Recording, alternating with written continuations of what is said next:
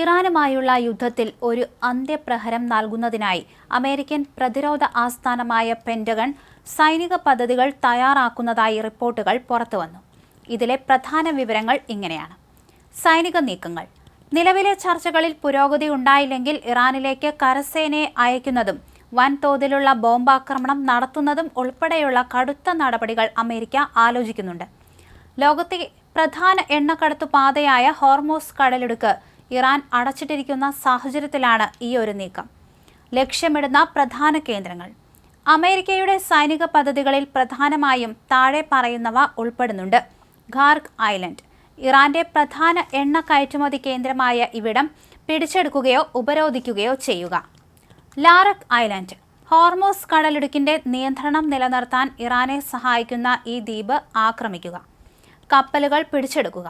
Hormuz കടലിടുക്കിന്റെ കിഴക്കൻ ഭാഗത്തുകൂടി Iran എണ്ണ കടത്തുന്ന കപ്പലുകൾ പിടിച്ചെടുക്കുക. ട്രംപിന്റെ തന്ത്രം.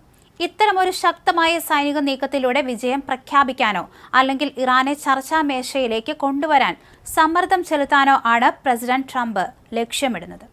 യുദ്ധം അവസാനിപ്പിക്കാനുള്ള ട്രംപിന്റെ 15 നിർദ്ദേശങ്ങളടങ്ങിയ പദ്ധതി ഇറാൻ തള്ളിക്കളഞ്ഞതോടെ ആഗോള വിപണിയിൽ എണ്ണവില വീണ്ടും ഉയർന്നു.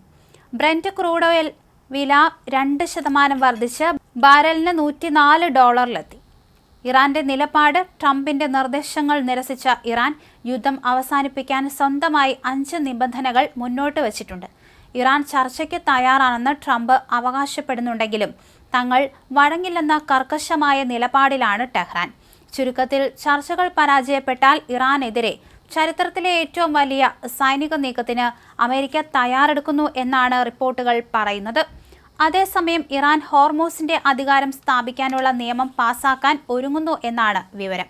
ഹോർമൂസിലൂടെ പോകുന്ന കപ്പലുകളിൽ നിന്നും ടോൾ പിരിക്കാൻ അനുവാദം നൽകുന്ന നിയമത്തിന്റെ കരട് തയ്യാറാക്കിയതായും ഉടൻ നിയമമാകുമെന്നും പാർലമെന്റിന്റെ സിവിൽ അഫയേഴ്സ് കമ്മിറ്റി ചെയർമാൻ പറഞ്ഞതായി ഇറാൻ വാർത്താ ഏജൻസികളായ ഫാർസ്, തസ്നീം എന്നിവ റിപ്പോർട്ട് ചെയ്തു. പണം വാങ്ങി കപ്പലുകളുടെ സുരക്ഷിതത്വം ഉറപ്പിക്കാനാണ് ഇറാൻ ലക്ഷ്യമിടുന്നതെന്നാണ് വിവരം. മറ്റ് കപ്പൽ പാതകളിലൂടെ ചരക്കുകൾ കടന്നു പോകുമ്പോൾ നികുതി നൽകാറുള്ളത് പോലെയാണിതെന്നാണ് ഇറാൻ വിശദീകരിക്കുന്നത്. എന്തായാലും ലാസ്റ്റായിട്ട് ഒരു അവസരം കൂടി നൽകിയിരിക്കുകയാണ് പെന്റഗൺ എന്നാണ് അറിയിപ്പ് ലഭിച്ചിരിക്കുന്നത്. ഇറാൻ ഇത് അവസാന താക്കീതാണ് ട്രംപും നൽകിയിരിക്കുന്നത്. എന്തായാലും അമേരിക്കയുടെ ഭാഗത്തു നിന്നുണ്ടാകുന്ന ഇത്തരം വലിയ രീതിയിലുള്ള മുന്നറിയിപ്പുകൾ ഇറാനെ സംബന്ധിച്ചിടത്തോളം വലിയൊരു ആശങ്കയായി നിലനിൽക്കുന്നുണ്ട്. അതേസമയം തന്നെ ഇറാൻ ശക്തമായി തിരിച്ചടിച്ചുകൊണ്ടാണ് മുന്നോട്ട് പോകുന്നത്.